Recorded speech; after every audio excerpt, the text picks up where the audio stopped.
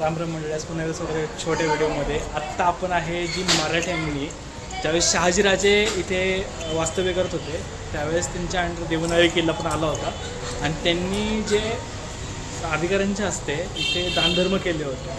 म्हणजे मराठ्यांनी दक्षिण भारतामध्ये ते दानधर्म पण केलेत आणि इथे राज्य पण केलेलं. त्याच्याविषयी इथे जे शिलालेख आहे ते आपल्याला बघायला मिळतो.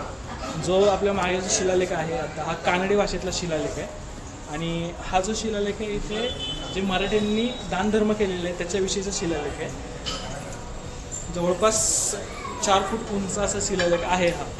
आणि या शिलालेखानुसार मराठ्यांनी इथे जे तांब्याचं, सोन्याचं, पितळाचं आणि चांदीचं असे 4 नगारे दान केले होते मंदिरासाठी. ते दानधर्म केलेल्याचा हा उल्लेख इथे मंदिरामध्ये म्हणजे वेणुगोपाळ स्वामी मंदिर जे आहे देवनहळ्ली किल्ल्यातलं तिथे आपल्याला बघायला मिळतं.